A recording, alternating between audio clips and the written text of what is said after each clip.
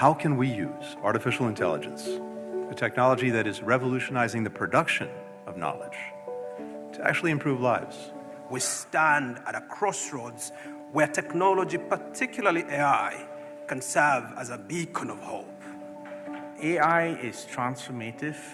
It's got great opportunities, but it also has great risks. We are all aware that AI is permeating many aspects of our lives, and therefore it can be linked and should be linked to SDGs. AI will fundamentally change, fundamentally alter, I think, almost every aspect of our lives. AI has an enormous potential to help us overcome the trade-offs and create synergies among multiple goals. And our vision is crystal clear: AI for all. Most AI startups are still headed by men, while female voices animate most virtual personal assistants. This does reflect a gender bias. We have to change that. We need to think infrastructure, we need to think governance, and we need to think about partnerships. Private sector alone, governments alone, are not going to be able to do it. We need to bring them together. I wanted to bring a quote from a robot, Sophia, and she said the greatest benefit of AI would be to unify all of us in our march to the realization of all SDGs. We want to see women in the design phase. We need more women and more diversity and more young people who are committed to the SDGs to shape that new world. And I'm committed to working through this institution and other international bodies and directly with leaders around the world, including our competitors, to ensure we harness the power of artificial intelligence for good while protecting our citizens from its most profound risk. I'm about to sign an executive order that is the most significant action any government anywhere in the world has ever taken on AI safety, security, and trust. All leaders, from government, civil society, and the private sector, have a moral, ethical, and societal duty to make sure that AI is adopted and advanced in a way that protects the public from potential harm. Today, all 193 members of the United Nations General Assembly have spoken in one voice, and together chosen to govern artificial intelligence rather than let it govern us. Our advantage comes not just from our domestic strength. It comes from our solidarity with the majority of the world that shares our vision for a vibrant, open, and secure technological future, and from an unmatched network of allies and partners with whom we can work in common cause to pass the tech test. We're committed not to digital sovereignty, but digital solidarity.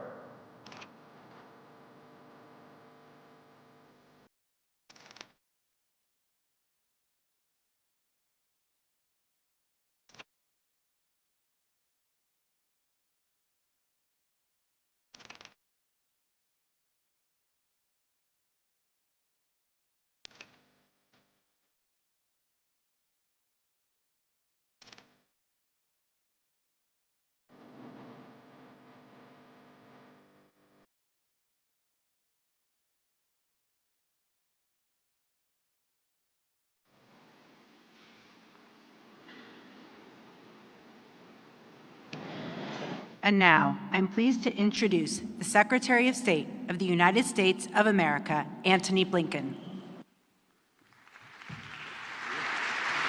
Hey, thank you.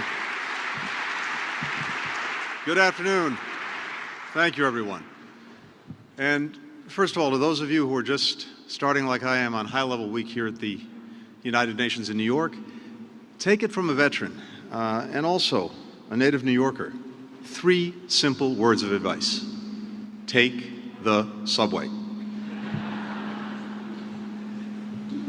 Last year, we gathered on the margins of the General Assembly to discuss the future promise of artificial intelligence to advance sustainable development. And of the many events I did last year, this is one of the events that really stuck with me because I could feel the energy, the palpable enthusiasm, the belief that AI can be such a force multiplier in actually moving forward on sustainable development goals. This year, that future promise is increasingly of present-day possibility. But if we're going to realize the full potential of AI to improve the lives of people around the world, that requires accelerating our efforts to ensure that this technology is genuinely inclusive. And that's what I want to spend a little bit of time talking about today. Inclusive means that more people can access, understand, and develop AI to help solve the problems that they actually face in their lives. It means that AI technology benefits from and helps preserve cultural and linguistic diversity. It means that civil society, the private sector, governments, multilateral organizations, all have a voice in shaping the governance and applications of this technology. It means that AI reduces, rather than exacerbates, the enduring inequities within and between our countries. Around the world, we are seeing remarkable innovations in harnessing AI to actually expand opportunity. Just to cite a few examples, in Brazil, AI chatbots are providing personalized tutoring to students with disabilities, expanding access to quality education for them. In Indonesia, AI is helping manage and optimize renewable energy grids, bringing clean, affordable energy to more communities. In India, farmers are using AI-driven apps to adapt to changing climate conditions, improving livelihoods, feeding more people. The focus of this gathering, what brings us all together today, is what can we do to give more people in more places the power to unleash opportunities like these. We know that we have our work cut out for us because, as we know, this revolution, this AI revolution, is leaving people behind, simply due to a lack of access or a lack of capacity. And those are really the challenges before us and the challenges that we're focused on today. Now, this is a disparity that hurts all of us, and here's why. The more inclusive AI is, the more effective it can actually be in tackling the challenges that are affecting people everywhere, including here in the United States, including in many other countries around the world. Challenges like rising temperatures, deadly viruses, things that don't stop at borders and demand that we find partners and solutions in every part of the globe. Challenges like food insecurity that can lead to conflict and mass migrations. Making this technology more inclusive, it's not an act of generosity. It's in our national interest and in the interests of our firms, of our entrepreneurs, of our investors. The foundation for making AI more inclusive is governance. The international rules, the international norms that help promote safe, secure, and trustworthy AI systems. Now, just over the past year, the United States and our partners have made remarkable progress in building AI frameworks that promote innovation and more equitable access, while at the same time protecting human rights and safety, working with a wide range of partners in every region. Our administration worked with leading AI companies on a set of voluntary commitments, like carrying out security tests before they release new products, developing tools to help users recognize AI-generated content. The U.S. teamed up with our G7 partners to set out guiding principles and a code of conduct to address the impact of advanced AI systems on our societies and on our communities. And we carried this work forward at summits in the United Kingdom and then in Korea. We put these principles at the heart of a UN General Assembly resolution on AI that the United States developed. In March, every UN member adopted it by consensus. And in November, the United States will host an international gathering of AI safety institutes and experts to deepen the technical foundations for implementing these governance frameworks. In the conversations that I've had the opportunity to have around the world, with government colleagues, with entrepreneurs, with advocates, with students, what I've heard is, again, this tremendous sense of optimism about the promise of AI to help tackle the problems that they're facing, to actually improve lives in tangible ways. And at least in my own experience, I'd say that optimism, that enthusiasm, is even more widely shared in the so-called global majority countries. So today, one of the things our government is doing is putting out new resources to help our partners advance the effort to use AI in ways that actually improve lives. a playbook that identifies key actions that the United States and our development partners can take to harness AI to advance sustainable development. An agenda that sets out the principles, the priorities, the practices of advancing AI research with our international partners. These resources add to the risk management tool that we shared back in July, which will help organizations develop and use AI in a way that respects human rights.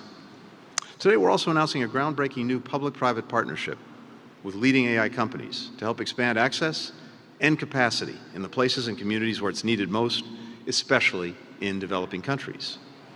The State Department will partner with Amazon, with Anthropic, with Google, with IBM, with Meta, with Microsoft, with NVIDIA, with OpenAI to expand access to AI. The Partnership for Global Inclusivity on AI will work to close the gap in 3 crucial areas: compute, capacity, context. The 3 C's of advancing equity through artificial intelligence. First, on compute. We're going to expand access to cutting-edge AI models, compute credits, and more open-source tools. This means that developers, researchers, innovators in low and middle-income countries will be able to use models and tools that can improve their own AI applications and better tailor them to local needs and local challenges. Second, capacity. We will accelerate training efforts to empower people to use and adapt AI tools. Here again, just about everywhere I go, the desire to have a transfer of knowledge to enable countries to genuinely build capacity is one of the things I hear the most. I think this focus on capacity building will really answer needs that we hear around the world. Finally, context. We'll work with governments, with businesses, with civil society organizations, with communities to create localized, context-specific data sets, including for indigenous cultures and languages. To catalyze this partnership, I'm also announcing today that the Department of State and USAID will spend $33 million in U.S. foreign assistance on AI development, with $10 million specifically focused on expanding access. We'll work with Congress to provide $23 million for programs to build on our efforts to develop safe, reliable, trustworthy AI governance frameworks, use AI to advance human rights and development priorities, and promote educational and cultural exchanges on AI-related topics. Together, we and our private sector partners are committing over $100 million to this effort. Now, I'm eager to hand it over to those partners in just a minute, but before I do that, let me remind us of one more reason that this effort is so important. It increases our odds of creating world-changing applications. AI's lightning evolution is, of course, being powered by rapid advances in data and chips and computing and algorithms. But many of its greatest leaps forward are being driven not by machines, but by us, human beings, our needs, our hopes, our creativity, our ingenuity. To get the most out of this transformative technology, we have to give more people in more places the chance to adapt it and to use it for good. None of us, no country, no community, no particular people have a monopoly on good ideas, on innovation, on problem solving. And one of the things that I've learned from being in this business for more than 32 years is that for virtually every problem the world faces, I'm convinced that somewhere, someone has at least the beginnings of an answer. But we have to find ways to share it, and we have to find ways to empower more people to find it. The more we unleash human creativity, human ingenuity in every part of this planet, the better off all of us are going to be. And you can just feel palpably how AI can be at the very heart of this endeavor. So I'm so grateful to all of our partners in today's effort, for me, for the government, particularly working with the private sector. Having these public-private partnerships really is part of the secret sauce of success. And to each of you, thank you, thank you, thank you. And so, to everyone here, please join me in welcoming to the stage our teammates in the Partnership for Global Inclusivity on AI, with thanks to them and thanks to all of you. Thank you.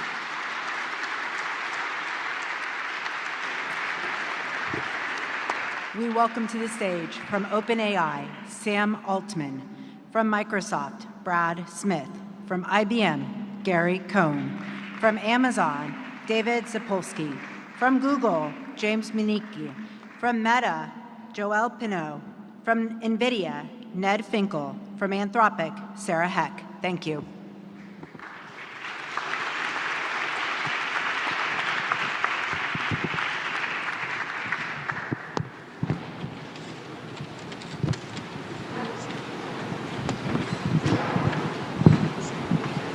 Thank you very much, Secretary Blinken, and to all of you. My name is Sam Altman, and I'm the CEO of OpenAI. It's an honor to join you, representatives from the U.S. Department of State, and other tech companies as we formally launch the new Partnership for Global Inclusivity on AI. This program is an important part of our shared goal of expanding access to AI around the world and ensuring that its benefits reach everyone, regardless of where people live or what language they speak. It's easy to think about AI in terms of the technological leaps themselves, which is advancing very quickly, and every day we can do new things that we would have thought impossible not that long ago. But the real power of AI doesn't come from the systems itself or the technology in the abstract. It comes from people around the world finding new ways to use the technology to solve hard problems and address the challenges facing their communities.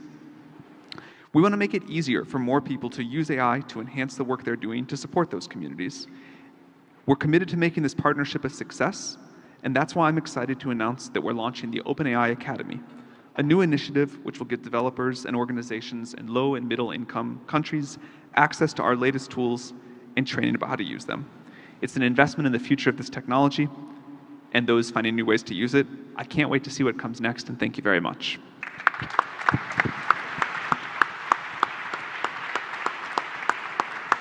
Hello, good afternoon. I'm Brad Smith, the Vice Chair and President of Microsoft. Thank you, Secretary Blinken, for this important initiative. I think it's worth remembering that 142 years ago, just 4 years after Thomas Edison first harnessed the power of electricity, the first power plant started operating here in Lower Manhattan. It lit up a dark night. Tonight, more than 14 decades later, there are still 700 million people and 43% of the people in Africa who will go to bed without access to electricity. This is an initiative to ensure that we do better. And as part of this initiative, Microsoft this year and next, in 2024 and 2025, commits we will spend more than $12 billion to build out AI data centers in Southeast Asia, in Latin America, and Africa. We will provide more than $500 million of free access to digital technology and compute to more than 30,000 nonprofits across the global South. We will invest in local skilling. We will enable groups to work with local language AI models. We will help advance local economic development. We are one piece of the American private sector working together with our government to advance global standards for safety, security, and trust. We have the opportunity to do something that Thomas Edison never dreamed of doing, to bring AI to everyone in the world, not in the next 150 years, but in the decade ahead. It will take all of us to do it. Thank you very much.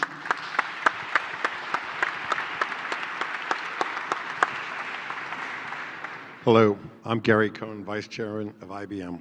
First of all, I thought there'd be a bot that would cut us off after 60 seconds, but I guess the AI is not working as well here.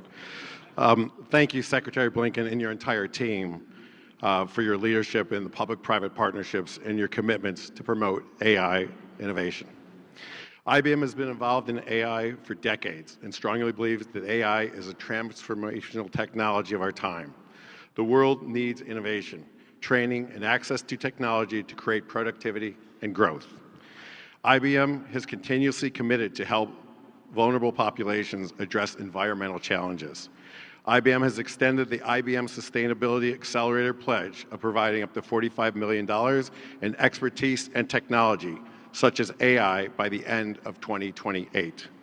We work with organizations such as NASA and UNDP to develop valuable data sets to make them more accessible, including the developing countries, for earth sciences research and energy equity.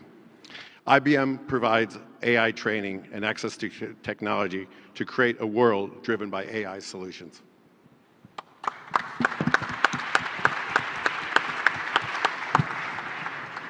There is a real impact on real people's lives when we deploy AI technology responsibly. And Amazon is proud to partner with the US State Department to increase access to AI technology throughout the global majority. An example of this type of real-world impact is in Kenya that we've seen, which has one of the largest, highest maternal mortality rates. A nonprofit organization, Jacaranda Health, has used AI tools to deploy an affordable and scalable solution through free text exchanges to improve health outcomes. The service includes an AI-enabled help desk, which responds to mothers' questions and sparks a rapid referral chain if a risk is identified. Jacaranda Health now reaches 1.5 million mothers who are more likely to attend prenatal care visits and twice as likely to participate in family planning services. And later today, you'll hear about FarmBite, a digital agro-food innovator in Malaysia who is using AWS AI technology, predictive analytics, to improve crop selection and pricing. These are just some of the critical impacts and innovations that we are seeing, and I look forward to seeing what more we can do together. Thank you.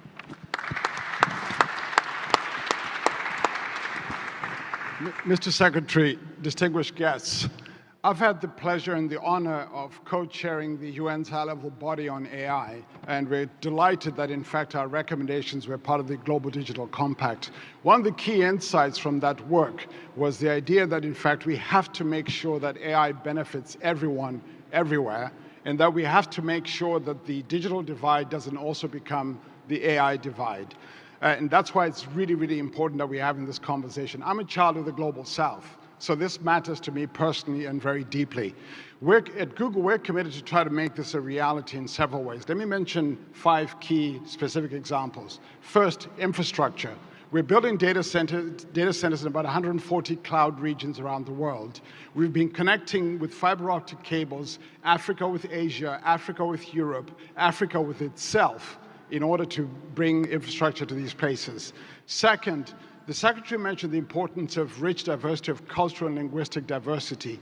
In just over a year, we've gone from Google Translate being able to handle 30-something languages to now 246 languages. In fact, we're aiming to get to 1,000 languages pretty soon.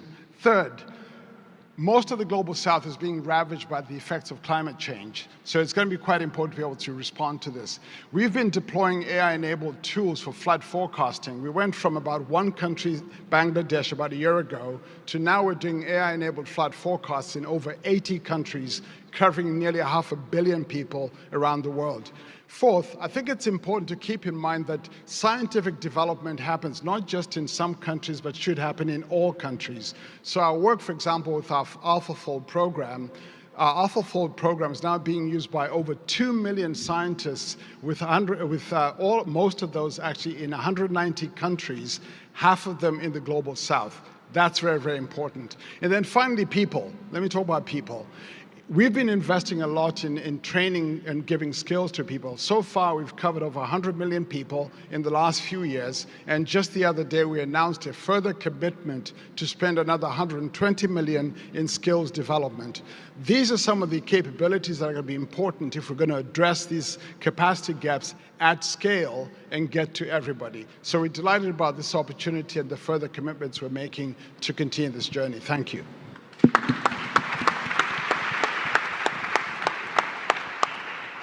Good afternoon. It's a pleasure to be here. It's been a little over a year since Meta signed on to the voluntary commitments from the White House. Today, we are proud to sign on to this new agreement, public-private partnership to help enable deployment of AI to accelerate progress on sustainable development goals. At Meta, we do believe that open source is crucial for democratizing access to the technology, for spurring economic growth, and for the digital inclusion of the Global South, as well as for increasing transparency and trust in AI systems. In 2024-2025, Meta will invest over $10 million in programmatic support for open source AI innovation. With this investment, we will directly increase access to AI to global communities in Latin America, Africa, Middle East, and Asia. We will offer grants, training, as well as deployment of open source AI and Llama to small businesses and governments. We are also announcing later today a collaboration between UNESCO, Hugging Face, and Meta to leverage our No Language Left Behind model to deliver translation in 200 languages, including indigenous languages. This is in addition to the billions we are investing in training the models and developing them to make sure that they are safe, open, and accessible. We're grateful for this partnership. We know that this is just the beginning of how we can deploy AI to solve some of society's greatest challenge. Thank you.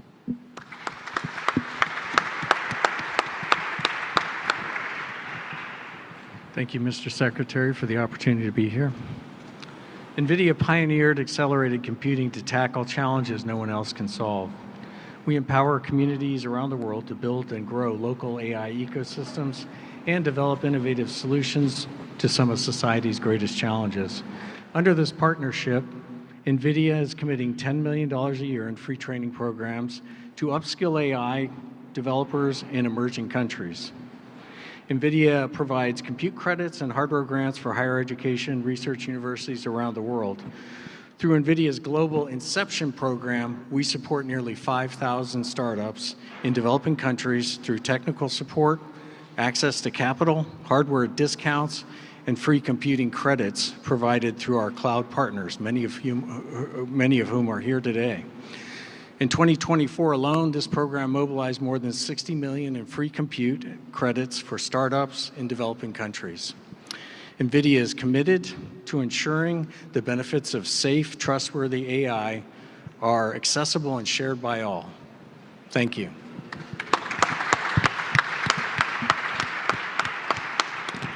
Good afternoon.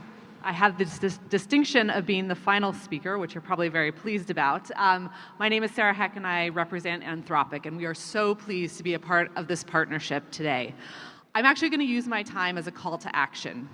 We are an AI lab that tries to be both helpful and harmless. And the call to action today is for all of those people sitting in governments in the global south, in the global majority, that are thinking about how they can use AI. This partnership is for you. Our contribution to this partnership is to ensure teams across governments can help accelerate the global development goals. To make sure whether you're a team of 2 people sitting in Uganda or you're a huge team that wants API access to models that is sitting somewhere in Bosnia, we are here to help you today. So my hope is that if you're watching online or you're sitting in the audience, you're thinking about how are you using AI in your work to build trust, to be helpful and harmless to your citizens, and how we can work together. Thanks so much.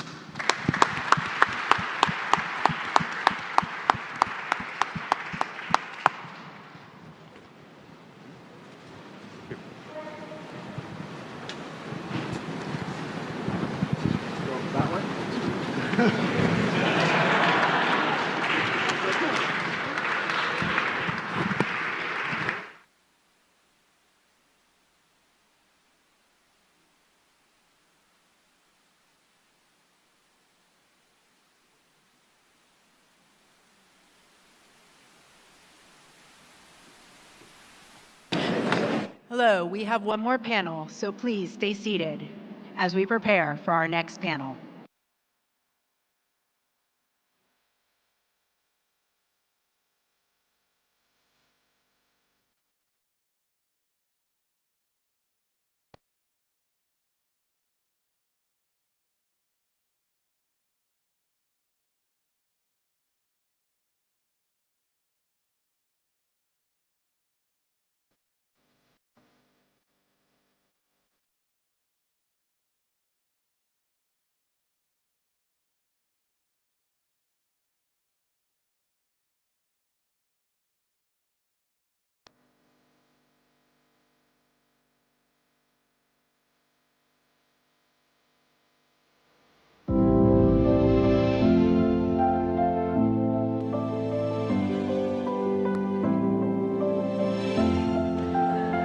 Hello, I am now pleased to introduce you to the Deputy Secretary of State of the United States of America, Kurt Campbell, who will moderate a panel discussion on taking the next steps together on AI for the Sustainable Development Goals.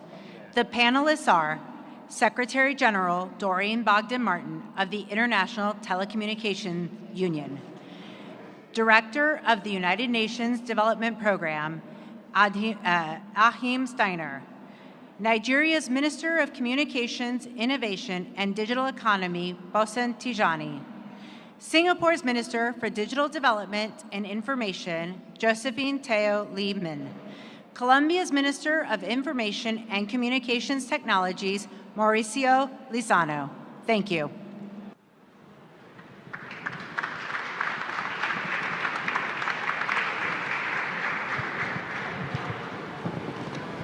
So good afternoon, friends. We're going to dispense with introductions since you see who we are behind us. We've just heard a really remarkable set of commitments and comments on the promise and prospects of AI in the Global South. And I will tell you, as someone who's worked on both sides in the private and public sector, these kinds of partnerships are extraordinarily difficult to put together, but it holds enormous prospect going forward. What you see before you is a diverse group of people that bring different perspectives about the promise, the challenges of AI. And so when we talk about AI in the Global South, this is not a monolithic issue. This is an issue that has regional concerns and opportunities, also poses challenges and opportunities to institutions. So I'm going to ask each of them to just give a few remarks about what we've just heard. What does it lead them to think about in terms of what's possible going forward? I'm going to turn to you first, since you have so much experience in this arena. Please, Doreen. Well, thank you, and good afternoon, everyone. Let me say I was super excited by these announcements. I think as we heard yesterday with the Pact of the Future being adopted, the Global Digital Compact, we have to focus on action, on implementation, and clearly the speakers prior did that, and so I'm quite excited to help take this forward. The Secretary mentioned 3 C's, and he's a New Yorker. I'm a New Jerseyan. I also have 3 C's, almost the same. I think we need to focus on connectivity.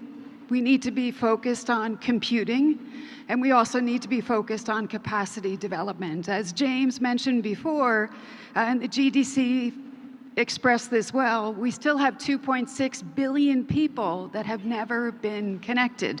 And so if we don't connect those 2.6 billion, we're going to naturally have a big divide when it comes to AI. So we have to close that divide, which also includes, by the way, a gender divide. And we kind of see it a little bit in this room. So we have to also focus on that. The second piece is the compute piece. As the Secretary mentioned, we need to make sure that there's a better distribution of computing resources. I would say within that, there's also a data gap. Getting access to data, available data, quality data is also critical. And then, of course, the third piece is the capacity piece, the capacity development, the skill building, and that's very much where ITU is focusing much of its attention, and I hope I can come back and say more about that. Great. We hope to get a little bit into skill building. Mauricio, can we hear the perspective from Colombia? Lots of interesting ideas and possibilities, but huge challenges as well, including some issues with respect to energy and infrastructure. How are you seeing this going forward, please? Thank you. First of all, thank you for having me here, and the words that you just said, the Secretary of State.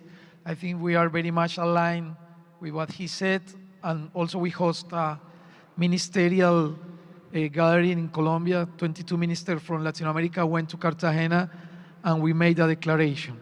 In Colombia, we have this, 4 strategies and 4 enablers. The first strategy is research, and we need a lot of help on that. The second is developing models, especially in sustainability, protecting the Amazon jungle, healthcare, education, and traveling, encourage the tourism to go to Colombia. And so we are developing these fundamentals models. The third thing is we are working on using the AI responsibly, ethically, to everyone. And the fourth strategy is to educate people. We call democratization, AI for everyone. We are educating 1 million people in Colombia nowadays. And in terms of enablers, is almost what the secretary said. We would like to work in infrastructure. We have to increase our computer capacities, GPUs, supercomputing, and in this strategy is just align what we really need in America Latina. I can't just say not just in Colombia. The second is data. We just passed a law to organize all the data of the government is producing now. We also need to work in data. The third strategy in terms of the third enabler is financing. We need funds, of course. We need more money to develop these capacities, and that's also we can work together with United States and all the countries that are willing to invest. In Colombia, we're working with Microsoft, we're working with Google, we're working with Amazon, OpenAI, all of them. And the fourth part is diplomacy. We have to work together as a globe, as a world.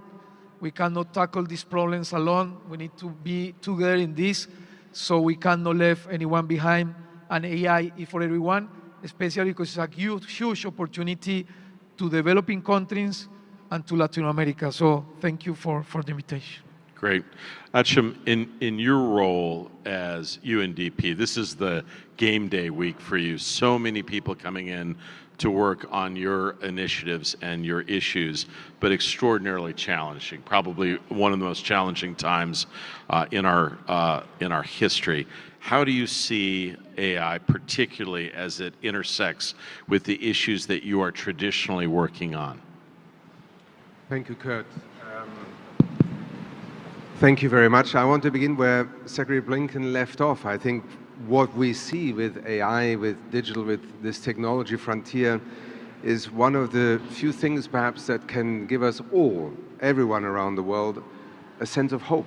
There is an age of possibility opening up right now that is extraordinary, and you just saw the CEOs of a number of leading companies in the world pledging to this idea that we need to develop this capacity for everyone everywhere. And I think for me, who leads in the UN next to ITU, the organization that essentially has capacity building, governance, institution building as its bread and butter in 170 countries, this is a transformative frontier for development.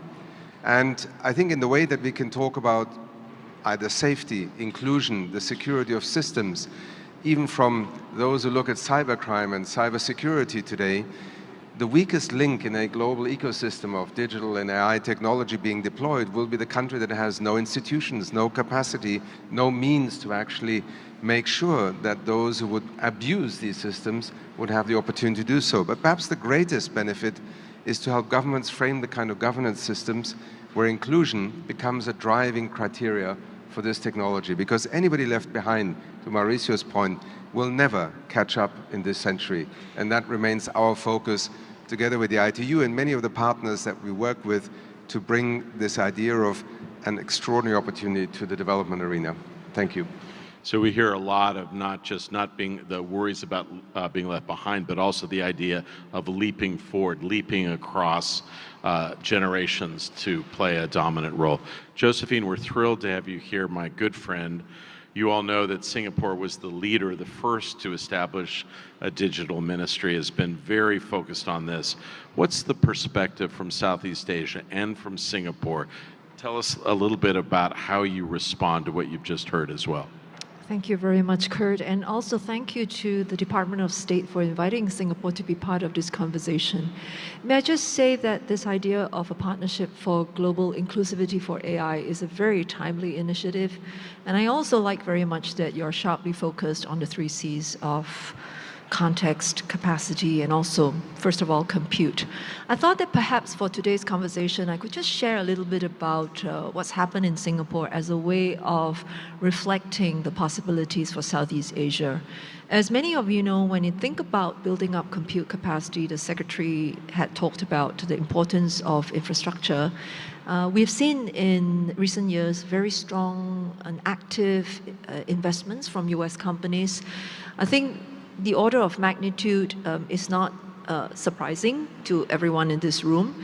In the next couple of years, already just for digital infrastructure and services, a lot of it will be AI related. We're talking about 50 billion Singapore dollars, and this is building on top of $100 billion of investments in tax expenditure in the last 5 years. So when we talk about building up capacity, building up the connectivity infrastructure as well as what is available for compute, this is exactly what's happening.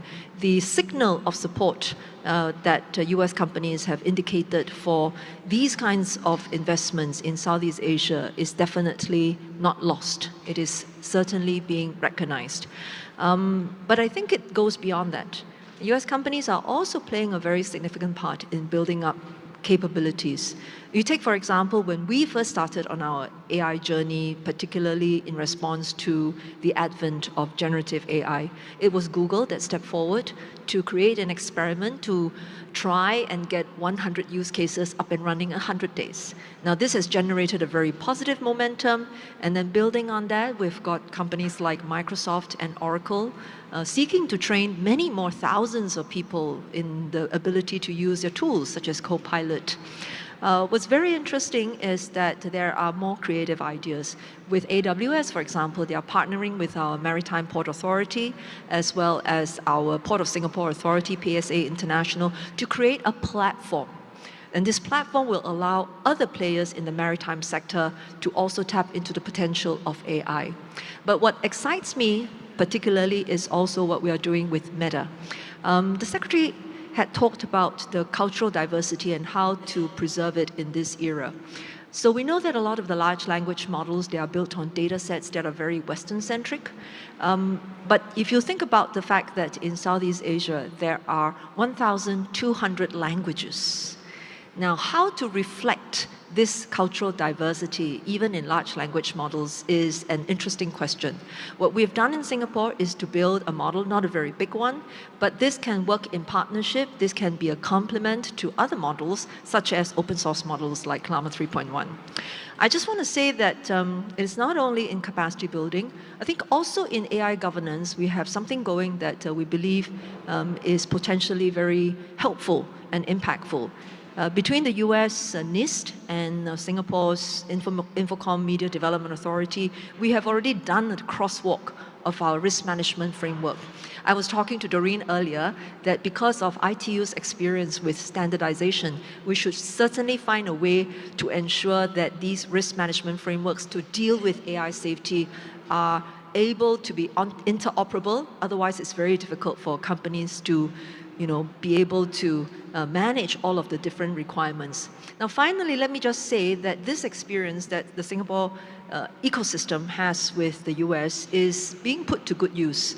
As many of you also know, Singapore is the convener of the Forum of Small States, which has 108 members, more than half of the United Nations membership. And together with Rwanda, we have introduced an AI playbook for small states because we know how hard it is to get started. So I think these are very good foundations, and we certainly look forward to working with partners on this panel as well as other partners in the room to try and bring AI as a reality that benefits even more societies. Thanks, Josephine. I did want to commend you on this work that you're trying to do with smaller states. They all feel a little anxious. Helping them with a playbook about how they make their way forward is very powerful and important. Bosun, you've been very patient. I do want to just give you guys a sense, if you want to be inspired and you want to meet a group of people that are incredible. Bosun, when I visited Nigeria a couple of months back, he put together a group of entrepreneurs across Nigeria, the most exciting, dynamic group of people I think I've met in a long time. Bosun, we're thrilled that you're with us here today. Please react to what you've heard and a little bit about how you see Nigeria's path going forward. Thank you, Mr. Kamba. Good afternoon, distinguished participant guests. I think we all need to celebrate that we're alive today because I'm extremely excited by the fact that I'm a leader at a time when Africa has the opportunity to be able to address three significant long-standing issues. If you follow our continent, you know that historically we focused a lot on finding ways to optimize how we use our resources. This is a long-standing challenge for us. The second one is raising the level of productivity across our key sectors. I say that in my country, at least I can speak for Nigeria, that there's absolutely no sector that at the minute is performing probably half what it should be. And the third one is diversification of our economy. This is also something that we've been working on for years, government after government. And if you don't know why this is even important at a time like this, we are a very youthful population continent. In Nigeria alone, 60% of our 230 million people are under the age of 25, which means we have a unique opportunity to actually help the world power the future. Because what we're building with artificial intelligence is actually the future of humanity. And there's absolutely no way we can build our future when it's not inclusive, particularly if our continents rely on the opportunities with this technology to do things differently. And that's why for us it's extremely important that when we talk about capacity, when we talk about compute, that we don't see this as just an opportunity to include countries like Nigeria. It is important for the whole world that countries like Nigeria should be included. Absolutely important, because if we don't empower these countries to contribute to the development of AI, we will still come back 10, 15 years from now and still struggle with inclusion in the data set that we're using to train these technologies and the ability of nations to put it to good use. So what we're doing in Nigeria is prioritizing the fact that we cannot outsource the leadership of AI. So leaders in the country will need to catch up with the reality of these technologies. That's the first thing. And we're extremely lucky. When we designed our national AI strategy, we used an AI model to actually find Nigerians working at the forefront of AI all over the world. And of course, you can imagine how many of these people we were able to find. So we brought about 100 of them back to Nigeria. They built the foundation of what is today our national AI strategy.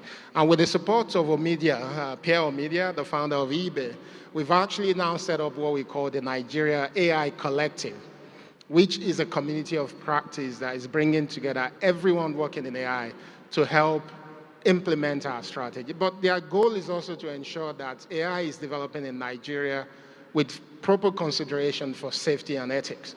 So this is the other thing we're doing. But on top of that, we've started talking to a few people on how do we ensure that we have access to the infrastructure we need. So on one hand, we've started a process of collecting the data set to build our large language model.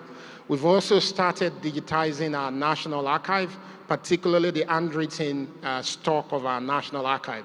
And we're now kicking off a new conversation to say, how can Nigeria set up a national AI trust? And the goal of the trust will be to ensure that this trust that will be made up of respectable people in our society can help manage the development of AI. So not just government, that respectable people can actually help manage it in society. But also, perhaps we can find a new business model through which we can monetize a large language model. We keep it open, but we can also get people to donate to the trust. And whatever the trust is able to raise from the development of AI will then still go into developing the technology further in the country. Because we know that we can't rely on just donations to continue to push the frontier of AI. And we do not have enough resources at the minute to do that. But we must look for ways to keep pushing it. Bosun, that's excellent. Doreen, I'm going to come back to you. I'm going to give you a chance to respond or amplify on any points. But I do want to ask you one thing. If you listen to the group that we've just heard and some of the comments, remarkably enthusiastic, open, and excited. I must tell you, in some of the discussions I've had with our friends across the global south, there is a perspective in some countries that, in fact, the U.S. government or other activities and actors seek to limit certain kinds of capabilities and engagements. And so there is, in a sense, a narrative battle that's underway about who is the best kind of partner. What's your perspective on that going forward? I think in the end, we need, as previous speakers were mentioning, we need to be inclusive. We need to gather all partners. That, I think, is the beauty of our AI for Good platform that we started back in 2017, pre-generative AI, And using that platform, we have been able to demonstrate specific solutions to help achieve the SDGs. Saturday, we had our digital day together, Akeem and I, and we were able to show the world how we can build a safe, inclusive, responsible, affordable digital future for all, and that we can do that together. I think partnerships are absolutely fundamental. Josephine, the standards piece is absolutely fundamental. That's where the ITU invests a lot of time and energy focused on AI standards. We have our first Global AI Standards Summit coming up in October. We have some great work with IEC, with ISO, looking at deepfakes and multimedia authentication. We have some great work with Akeem on skilling. We just launched an AI Skills Coalition. We have our AI Hub for Sustainable Development that we also have together. And so it's through those efforts and really through partnership that I think we can help change the narrative. I think we want a positive narrative, as Akeem also mentioned. The world needs hope today, and we need to be able to demonstrate how we can use technologies to help the most vulnerable, to help those that don't have access to education, those that don't have access to employment, those that are struggling due to climate, and I believe that we can do that leveraging AI. Great. Mauricio, a little bit, perhaps add to the conversation about skilling. That's one of your main responsibilities in Colombia. How do you think about it? Do you have the necessary resources? If you need new resources, where do they come from? Yes, skilling is, as you mentioned, is one of our main priorities now, reskilling, upskilling, and even give the opportunity to everyone to know at least what is AI and use AI for the good of the society, especially for the the poor people. In Colombia, we're trying to educate through skilling, different boot camps, projects, teaching coding in public schools, and working with different platforms to educate our population. Not just to consume technology, because that's one of the main paradigms we want to break out. We don't want to become or continue to be a consumer of technology that's nowadays especially in Latin America. We would like to become a producers on technology. On becoming a producers on technology in which we can work together, we need more open resources, fundamental model, large language model that do it in different languages, not just English. We need large language model in Spanish. We need gathering data for the model, not just from Europe and United States. We need open the guide of the data in America Latina, in Africa, and so on in other parts of the world. And we need, like you have here in the United States, most of the best of the educated people in AI. It's not a luck that the best companies in AI are here in the United States, but it's not coincidence. But we need this knowledge to be shared around, especially in America Latina. How can we bring these open resources, bring this knowledge to our countries? And that's the effort we are doing now. We're investing, $400 million now, just from my ministry this year, in educating people in many ways.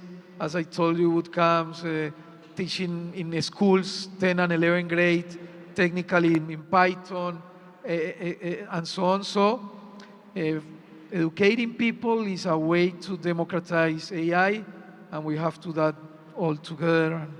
We are open and happy to work with all of you. Thanks, Mauricio. We'll just take a couple more questions. We're getting the time mark. Akeem, let me ask you.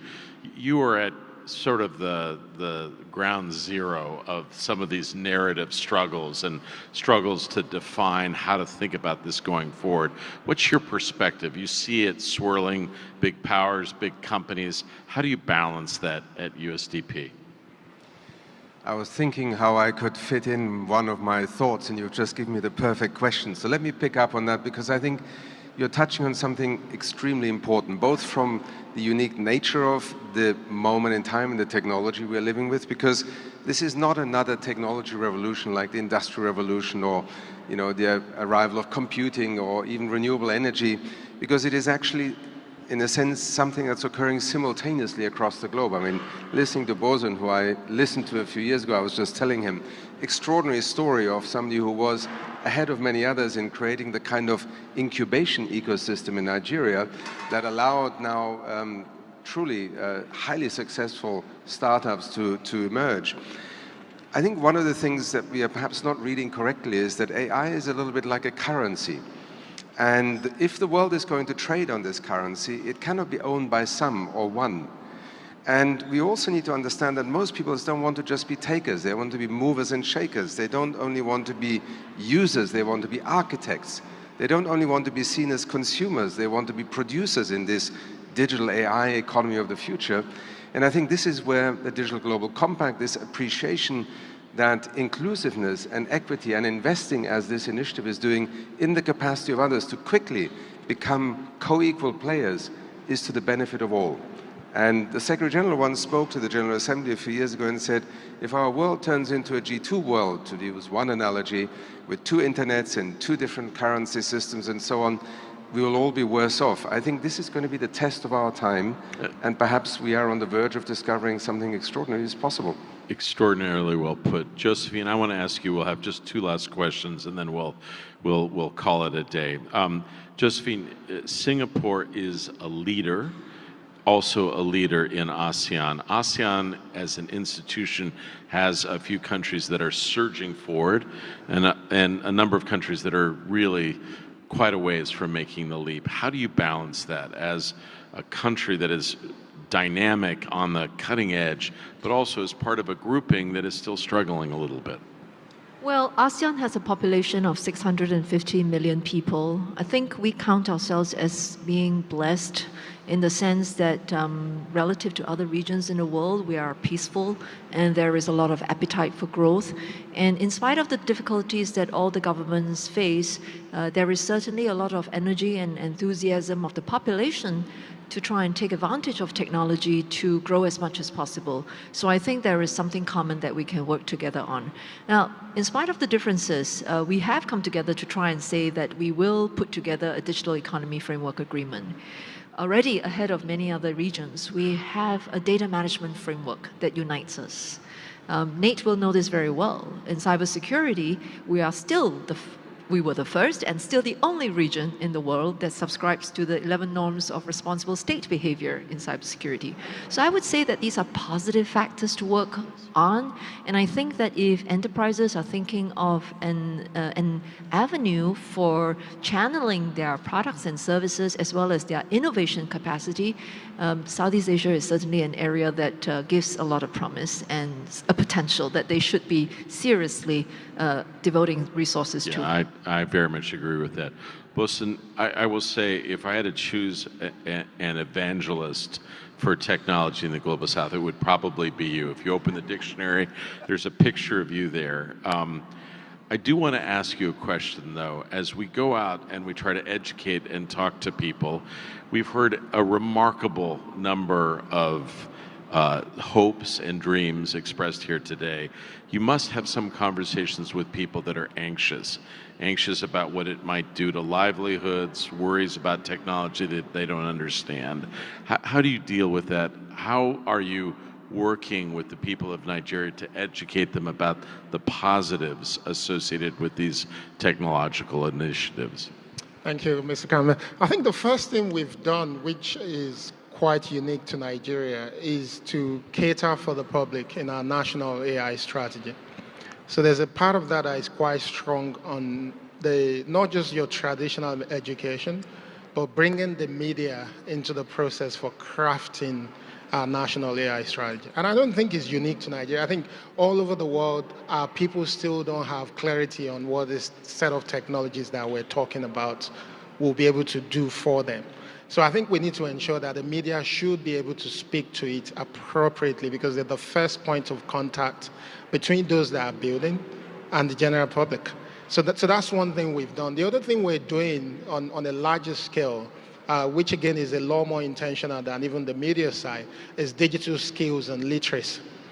We've been able to separate the two. We see that for our economy to become really sophisticated, we must ensure that a significant number of our people are digitally literate. And whatever we do as government around governance ethics can only build on the understanding of this technology by the ordinary people on the street, because they're the first point of contact in terms of usage. So they have to be able to decipher what is good for them, what is bad for them, and that will come from literacy. Then on the skill side is that we can't appropriate this technology if we don't have the ability to build it locally. And most of the time we look at AI models that are already built, but the beauty of artificial intelligence is in actually being able to collect data and tweak things to serve your own reality and purpose locally. So that's why at the minute we're running what we consider the largest talent accelerator program in the world, where we're training 3 million technical talent. We have fantastic support from the likes of Microsoft, Google, I think AWS is part of it as well, and a very long list of organizations that have given us world-class content that we're deploying to ensure that we can accelerate the development of the workforce that we need both locally, but also ensure that Nigeria can become a net exporter of technology talent. Colleagues, this has been a remarkable panel. You've really enlightened all of us. Could I ask the audience to give them a warm round of thank you, please?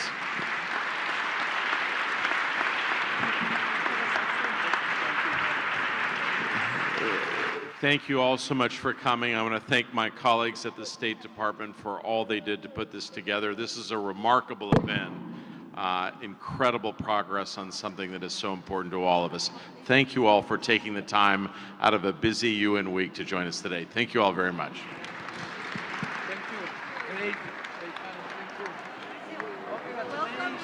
Welcome you to visit Singapore. I would love to.